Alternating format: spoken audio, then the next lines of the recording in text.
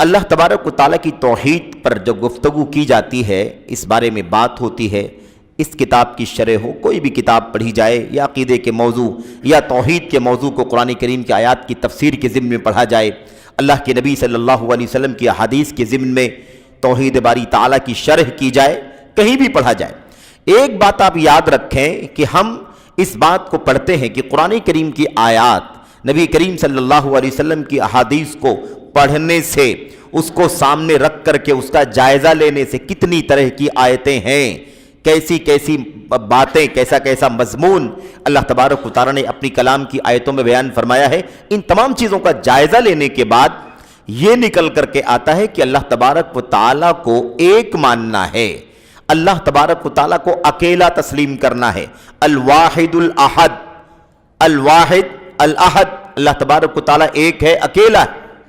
وحدہ لا شریک لہ، وہ اکیلا ہے، اس کا کوئی شریک نہیں ہے۔ یہ جب ہم پڑھتے ہیں اور اس بات کو ثابت کرتے ہیں تو ہمارے سامنے جو آیتیں آتی ہیں، جو حدیثیں آتی ہیں، اس میں پتہ یہ چلتا ہے کہ تین طرح سے اللہ تبارک و تعالیٰ کو ایک ماننا ہے، تین طرح سے اللہ تبارک و تعالیٰ کو ایک ماننا ہے۔ ایک چیز جو ہے وہ ہے عبادت میں اللہ تبارک و تعالیٰ کو ایک ماننا، یعنی عبادت کی کوئی چھوٹی سی قسم ہو، بڑی قسم ہو، زبان سے کی جانے والی قسم ہو، ہاتھ پیر سے کی جانے والی قسم ہو، دل سے عقیدہ رکھنے والی کوئی چیز ہو، عقیدے کی یعنی عبادت کی جتنی بھی شکلیں ہو سکتی ہیں، ان تمام عبادات کو اللہ تبارک و تعالیٰ کے لیے خاص کر دینا،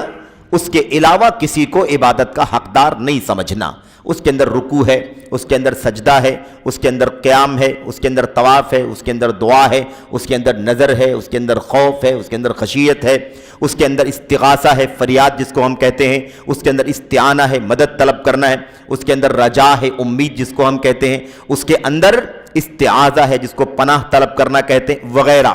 وغیرہ۔ یہ چند قسمیں ہیں۔ ان ساری عبادات اور ان کے علاوہ دیگر ساری کی ساری عبادات کا حقدار تنہا صرف اور صرف اللہ تبارک و تعالیٰ کو ماننا،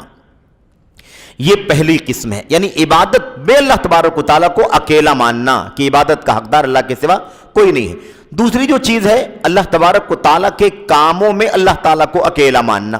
یعنی جو افعال، جو کام اللہ تبارک و تعالیٰ اپنے کلام میں، اپنے نبی کی فرمان میں بتاتا ہے کہ اللہ تبارک و تعالیٰ کے یہ کام ہیں،